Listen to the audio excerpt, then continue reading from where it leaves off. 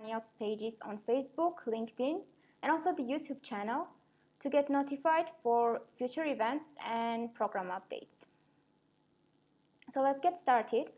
Before we start, I would like to say if you have any questions during the coffee talk, feel free to leave them in the comment section or chat section. And also at the end, we have a Q&A session where I will refer to your questions directly. The business need for cloud resources is constantly growing, especially the need for virtual machines. And the amount of resources is proportionate to user configuration, meaning more resources result in more user configuration. Even small organizations nowadays have to deal with great amount of user configuration. Taking a closer look, we can understand that the resources which are on the cloud are mainly used by the employees of the organization. These employees already have their user configurations defined on Azure AD. So it only makes sense to use this configuration to authenticate to resources on the cloud. Azure AD offers multiple tools and features that are helpful when you want to authenticate to Linux and Windows virtual machines in Azure.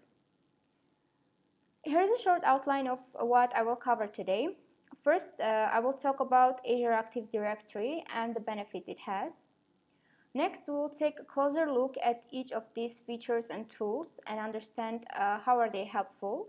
These features are Azure Role-Based Access Control, Multi-Factor Authentication, and Sign-in Risk Check. And at the end, we are going to discuss whether there is a way to conveniently and securely authenticate to virtual machines on Azure. And we are going to discuss Windows Hello for Business, which is a great method for authentication. We are going to have a short demo at the end, followed by a Q&A session. Active Directory services in general provide organizations the ability to manage multiple infrastructure components using a single identity per user. Azure Active Directory has the same function, but it operates on the cloud.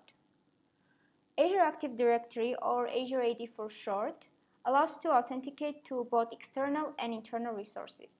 External resources such as Microsoft 365, Azure Portal, other software as a service applications, and internal resources such as applications you have developed on your corporate network, applications you have developed on the cloud. Some benefits of using Azure AD to authenticate your virtual machines are mentioned here. First and foremost, you have central control over your access. Tools like role-based access control and conditional access allow to grant access centrally.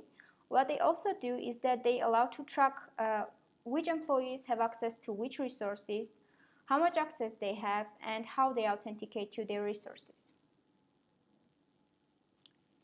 Multi-factor authentication and sign-in risk check are nice features to have if you want to provide higher level of security when you authenticate your virtual machines. With Azure AD authentication comes a benefit which enables companies to never remember passwords again. When you create new virtual machines, you have to deal with a lot of user configuration. But if you use already defined Azure AD user configuration, you no longer need to do this. This is helpful if your organization has tens or hundreds of virtual machines and doesn't want to deal with the user configuration. Also, by using Azure AD to authenticate, you no longer need to manage local administrator accounts. So there is a great reduction in user configuration and account management. By using all these tools, at the end we gain both security and convenience, and I'm going to discuss at the end of these slides. Let's take a look at some of these features and understand how they are helpful when you want to authenticate to virtual machines. First is Azure Role-Based Access Control, which is a system that provides fine-grained access management for Azure resources. By using Azure Role-Based Access Control, you grant only the amount of access that your users, your employees need to authenticate to their resources. This is the principle of least privilege, which is an essential principle in security. A role-based access control works by assigning roles, and role assignments consist of three parts. First, security principle, role definition, and scope. A security principle may be a user, a group of users, a service principle, or a managed identity. Role definition is the set of rules that you want to apply to the user and the resource.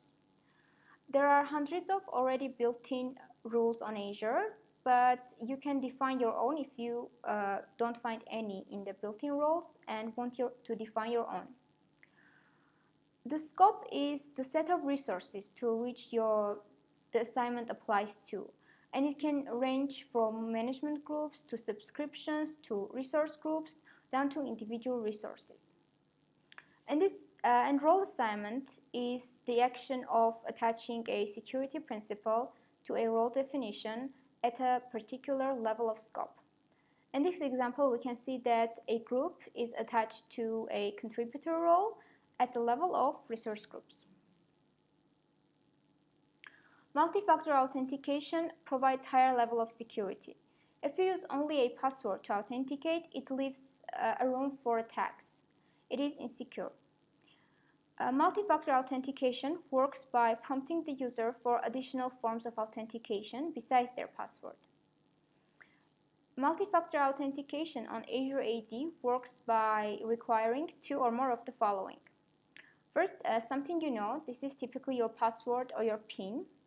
Next, something you have, such as a trusted device that is not easy to duplicate, like your phone or your hardware security key. And the third is something you are. These are your biometrics, like your face scan or your fingerprint. Usually when users sign in, they have a normal behavior, and this behavior is being tracked. Whenever the user does something risky, this behavior is considered abnormal, and you shouldn't let the user authenticate in such case. Risky behavior is considered when the user signs in from an anonymous IP address or an IP address with suspicious activity, maybe from an infected device, or the user signs in from the places which are unfamiliar or atypical to the user. Instead of allowing access in these cases, you might want to block the user temporarily to find out what is happening, or require more forms of authentication to be sure that this is in fact the user that you're looking for. If the user passes this multi-factor authentication challenge, then the user is granted access. When you use the traditional way of authenticating to your virtual machines, you cannot use all the features mentioned. So it is clear that it provides security.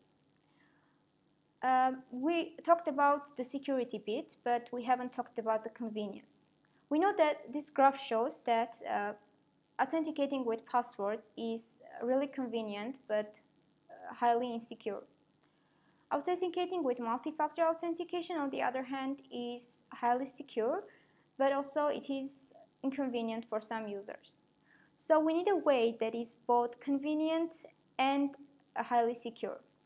This is where passwordless authentication comes in. Windows Hello provides passwordless authentication method. It provides a way to authenticate to your machines without any password actually, and also in a really secure way. Windows Hello for Business replaces your traditional passwords with strong types of authentication, such as your biometrics or your PIN. Your password actually never leaves your device. It is stored locally.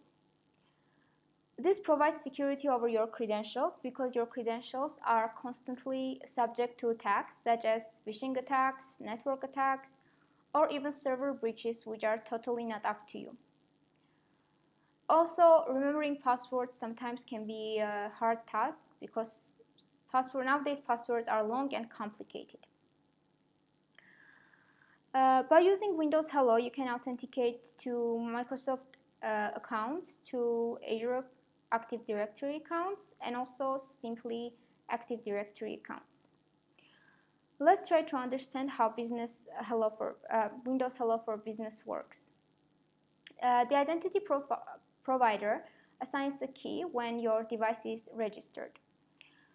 Then Windows Hello credentials are based on asymmetrical approach. This might be a key or certificate. When you want to authenticate, you are prompted for a two-factor authentication, which is based on something you have, such as the private key, and something you know, like your PIN, or something you have, like your biometrics, your fingerprint or your face scan. Your biometrics, the private key, they never leave your device. They are stored only locally. Also, the PIN is never stored or shared. The private key is stored on an ATPM chip on your device. So, when you authenticate your device with Windows Hello, providing your biometrics or your PIN, the private key in your TPM activates and signs and sends data to the identity provider. The identity provider validates that the credentials are valid and sends back a token. By using this token, you can authenticate to resources on the internet. This was all for the presentation part. Now let's watch a small demo to understand how everything works in action. First, let's look at Linux virtual machines. I have a Linux virtual machine right here.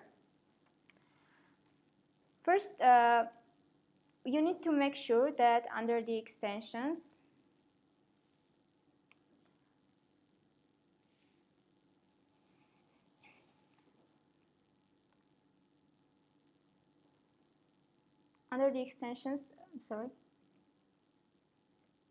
there should be a extension installed for authenticating through Azure AD. Also, there should be a role assignment which indicates that the user has access to this resource. If you want multi-factor authentication enabled for your machine, you should add an application in conditional access policies.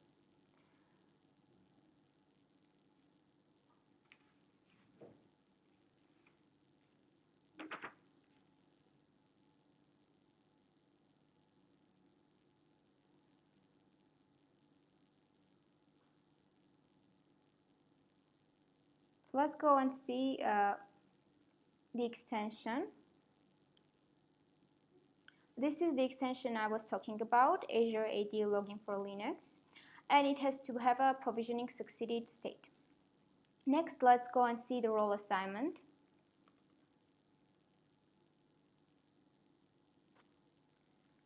If you do not have the role assignment here, what you should do is you should add a role assignment, then select a role and write down virtual machine administrator login or virtual machine user login. Either one of them works. I have done the virtual machine administrator login. And then choose your user and save. After doing this, you will have the role assignment. Now let's go to conditional access policies and see what you need to do there to prepare your machine. So go to the security and conditional access. Here I have, and in this policy you can see that one app is included. This application has to be included if you want to activate multi-factor authentication for Linux machines.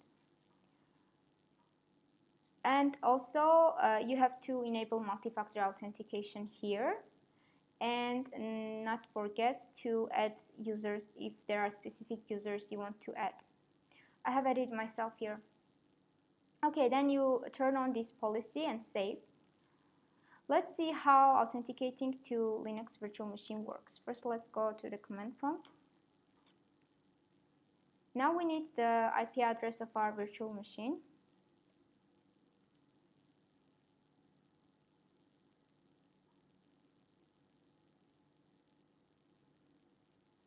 Let's copy it. Now write the user principal name of the user that has access.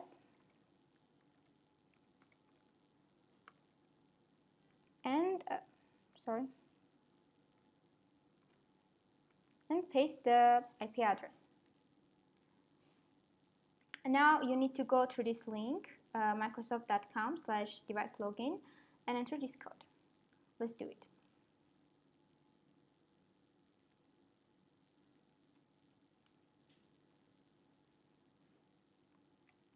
Paste the code, and if you don't see the user, you just have to write it manually.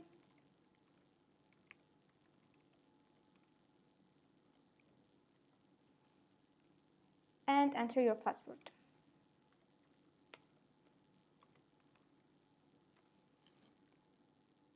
Now you will receive a text on your phone, or you can, if your phone is out of reach, you can choose another way to sign in using a security key, let's say. I have the security key installed in my USB port. I just have to enter the PIN for it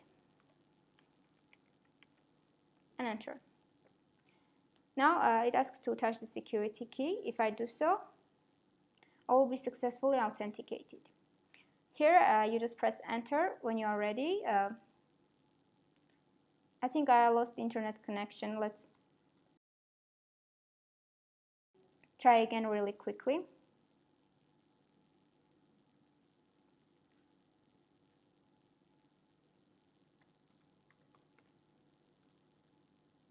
Just go to the same link, Microsoft Device Login, write the code,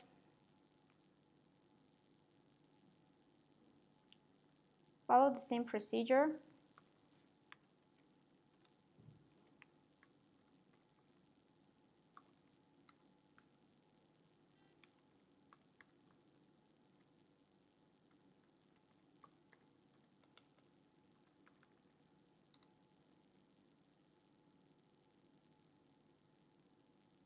Sign in with another way and use a security key.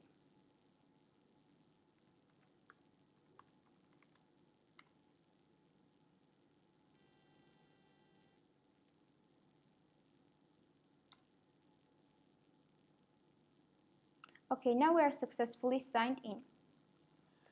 Now let's take a look at how you can sign into a Windows virtual machine. For that, we need a local Windows device, which I have here. We write down the IP address of our server and connect. You can actually write down your PIN if you want to. It's easy, but you can also choose your password from here. Write your password.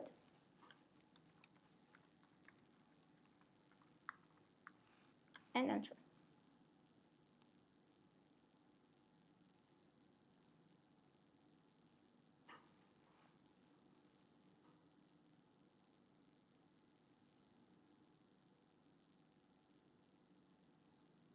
Now you are successfully logged in into your Windows server using Azure Active Directory. Let me show you one more thing. Here,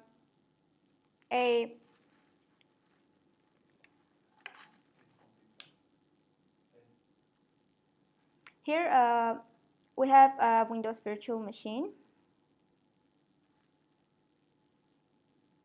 And also let's check the extension. It should be Azure AD login for Windows. And the role assignment follows the same procedure as the Linux virtual machine. You just need to check whether it's there or not. If it's not, you have to create a role assignment. This was all for the demonstration. Let's see if you have any questions regarding the presentation or the demonstration. I do not see any questions. So let me remind you again about the Azure for Technology Partners program. The ATP program helps to receive free of charge business and technical assistance for partners when they want to migrate to Azure. It provides validation funding and helps to market your software as a service and platform as a service offerings through Microsoft's commercial marketplaces. Join the ATP program by visiting atp.domdaniel.com. Thank you for your attention. This was all for the presentation.